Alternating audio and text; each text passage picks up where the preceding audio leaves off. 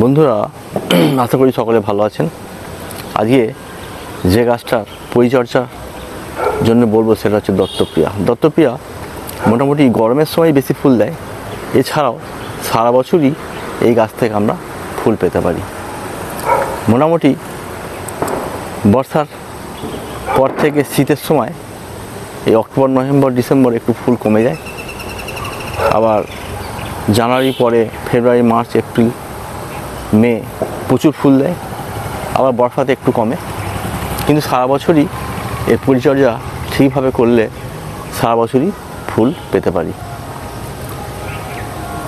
এই গাছের পরিচর্যার ক্ষেত্রে এখন অক্টোবর মাস, শীতের আগে গাছের গোড়া হাফ ইঞ্চি মাটি একটু কুড়ে দিয়ে, মাটিটাকে সরিয়ে দিয়ে তার মধ্যে মিক্সার যদি দিয়ে দেওয়া হয়, যে মিক্সারটা 1 মাস আগে মিক্সিং করে রাখা আছে ডিকম্পোজের জন্যে, যেখানে আমি একটা মিক্সারের মিক্সিং দেখেছিলাম, তাতে দিয়েছিলাম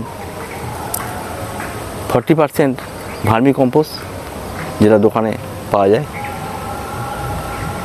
20% নিমখোল, ওটাও দোকানে কিনতে পাওয়া যায়, সর্ষে খোলও পাওয়া যায়, সর্ষে খোল ডাস্ট, নিমখোল ডাস্ট, 20% সর্ষে খোল আর 20% বোন ডাস্ট যদি মিশিয়ে অল্প একটু হালকা জল স্প্রে করে, যদি কোনো সিমেন্টের যে প্যাক থাকে ব্যাগে বা কোনো পলি ব্যাগে মধ্যে রেখে মুখটা বেঁধে দেওয়া হয়, তাহলে 1 মাস পর, 1-1.5 মাস পর সেই সারটা ডিকম্পোজ হয়ে যায়। আর 15 দিন পর একবার খুলে দেখে নিতে হবে, উপরটা শুকিয়ে গেলে হালকা জল স্প্রে করে দিতে হবে, হালকা জল, কখনই যেন বেশি ভিজে না যায়। সেই ডিকম্পোজ সার গাছে গোড়ায় 1 ইঞ্চি মাটি একটু সরিয়ে সেখানে 2 মুঠো করে এক একটা গাছে, আমি এখানে পলিপ্যাক দেখিয়েছি, এখানে টবও রাখা যেতে পারে, 6 ইঞ্চি 8 ইঞ্চি টব। সেক্ষেত্রে একটু মাটি সরিয়ে ওই ডিকম্পোজ একটা টবে বা পলিপ্যাকে 2 মুঠো পরিমাণ দিয়ে তার উপর মাটি একটু চাপা দিয়ে দেওয়া হলো, 1 ইঞ্চি ঢাকা দিয়ে দেওয়া হলো, আর জল দিয়ে দেওয়া হলো।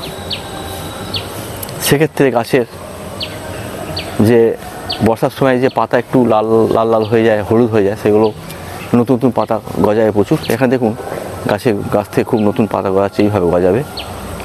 একটু ফুল কমবে কিন্তু পাতাগুলো এইভাবে ডগ তৈরি হবে, নতুন নতুন ডগ তৈরি হবে। যত ডগ তৈরি হবে তত প্রতিটা ডগে ফুল আসবে।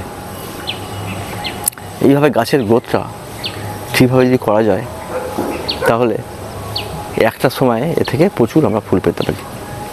এই গাছে 1 মাস পর পর ফাঙ্গাসের পরিমাণটা যদি শীতকালে কম থাকে, তবুও নিমখোল 3 ml যদি 1 লিটার জলে স্প্রে করা হয়, তাহলে এই গাছের গ্লেজ, পাতার রং এবং নানা রকম পোকামাকড়ের হাত থেকে গাছকে আমরা রক্ষা করতে পারি এবং গাছের গ্রোথটা ঠিক রাখতে পারি। আর ফাঙ্গাসের জন্য SAF সাপ একটা পাউচে পাওয়া যায়, 1 গ্রাম 1 লিটার জলে দিয়ে 1 মাস পর পর স্প্রে করতে হবে, অল্টারনেট করে, কখনো নিমখোল কখনো সাপ স্প্রে করা হয়। এই গাছের পরিচর্যার জন্য একটু উপযুক্ত পদক্ষেপ বলা যেতে পারে। আর যখন এই গাছে ফুল দেখা দেবে, কুঁড়ি ফুল দেখা দেবে, তখন 1 মাস পর পর 200 গ্রাম সর্ষে খোল 2 লিটার জলে ভিজিয়ে রাখতে হবে 3 দিন।